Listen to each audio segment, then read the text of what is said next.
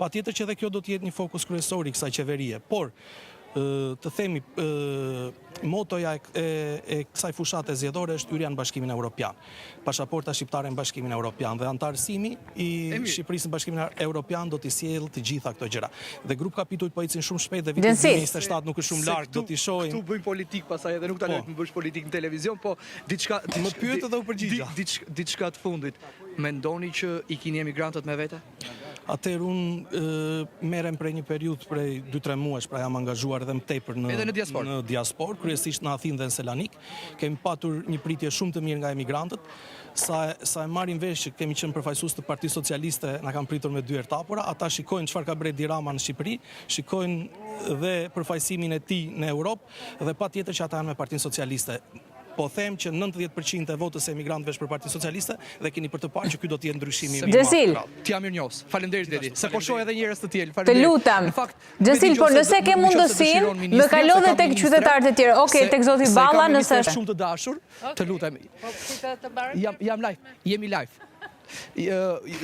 Jo, kam ministren Denaj, është një ministre që të paktën jemi live për Euronewsin. Përshëndetje. Ç'ne ju? Më lejo të bëj pak unë opozitarizëm tani. Po, s'është opozitarizëm. E para është gjithmonë kënaqësi të jesh këtu në Athinë me të gjithë bashkëdhetarët, aq më tepër në një moment kaq rëndësishëm kur vota e diasporës vlen dhe e kemi thënë prej kohësh, po tani jo vetëm që po e bëjmë realitet, po edhe po i nxisim gjithë që ta shprehin votën e tyre në 11 maj. Ministre, ka akuza se keni sjell njerëz nga Shqipëria, është e vërtet? Kështu ju akuzojnë? Kush akuzon? Luli, Saliu, kryetari i opozitës, Lulzim Basha. Po, sigurisht, unë nga Shqipëria erdha. Po erdha, unë erdha dhe kam këtu besoj mjaftueshëm familjar të mit, nuk besoj që ka shqiptar që s'ka familjar këtu, dhe nuk besoj që s'ka...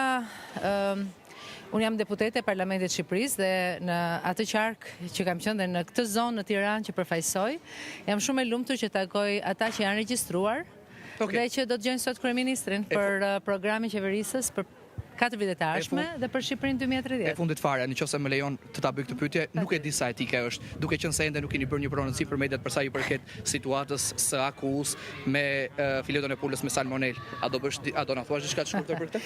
E para, nuk ka situatë të AKU-s, AKU-ja bën detyrën dhe në çdo rast që bën detyrën dhe çon ato vërejtjet që ka si rezultati kontrolleve përpara institucioneve shtetërore, bëhet lajmi publik, por duhet pritet institucioni shtetëror të flasi dhe AKU-ja ka folur. Po themi që e keni konfirmuar që ka pulë me salmonel.